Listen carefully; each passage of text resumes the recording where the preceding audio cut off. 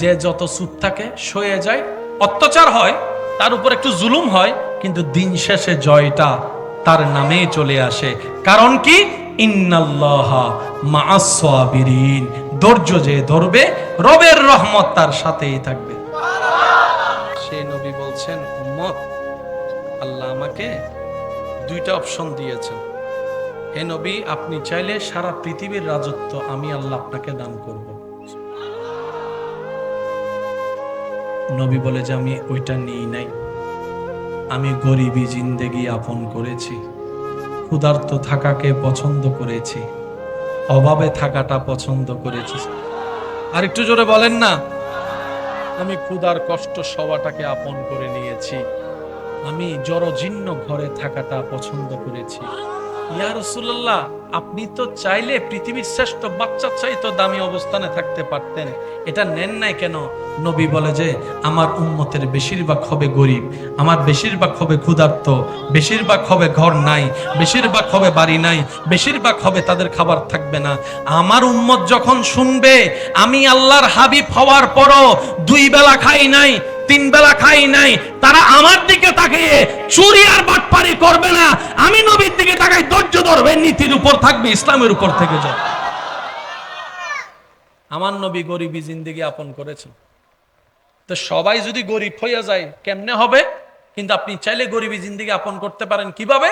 আপনার ঘর আছে, বাড়ি আছে, সব আছে, সব আছে, কিন্তু আপনার এই দিলটাকে সবসময় গরিব রাখবেন। কিরকম গরিব? আপনার দিলটা যেন গরিবদের সাথে থাকে, অসহায়দের সাথে থাকে, অভাবীদের সাথে থাকে, তাহলে আপনি সেই নিয়ামতটাও পাবেন। বলেন না সুবহানাল্লাহ?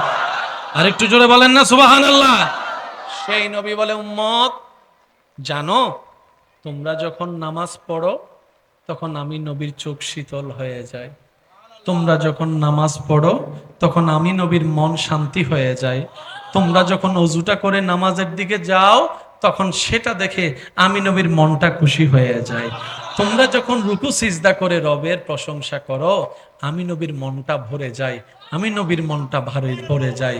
উম্মত কুররাতু আইনি ফিস সালাত, যাই করো যেভাবে করো, যতই ব্যস্ত থাকো, ফাঁকে ফাঁকে নামাজটা একটু আদায় করে দিও, নামাজটা একটু আদায় করে দিও।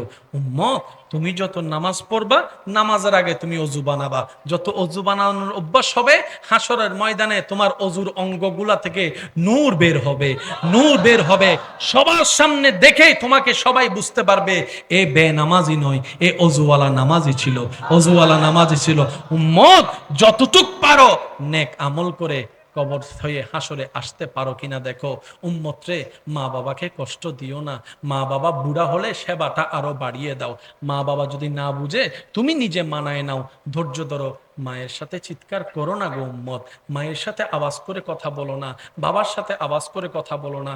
কখনো যদি তুমি বড় হয়ে কামানো শুরু করো, তোমার বাবা তখন কামাবে না, বয়স হয়ে যাবে। তোমার বাবাকে কখনো ভিক্ষুক হতে দিও না, ওষুধের জন্য যেন টাকা চাইতে না হয়, মায়ের ওষুধের জন্য টাকা যেন চাইতে না হয়, কারণ তুমি যা কামাচ্ছ মা বাবার কারণেই তুমি আজকে বড় হয়েছ।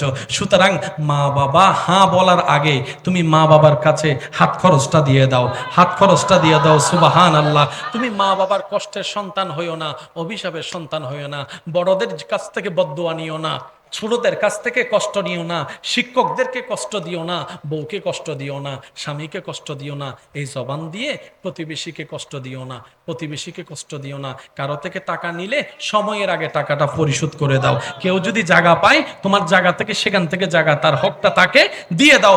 বান্দারে, উম্মত রে, নবী বলে উম্মত কোন রকম ঈমানটা নিয়ে আমল কম থাকলেও হাসরে আয়, রবের দরবারে তোর পক্ষে সিজদা করে, আমি তোকে জান্নাতের ব্যবস্থা করে দেব।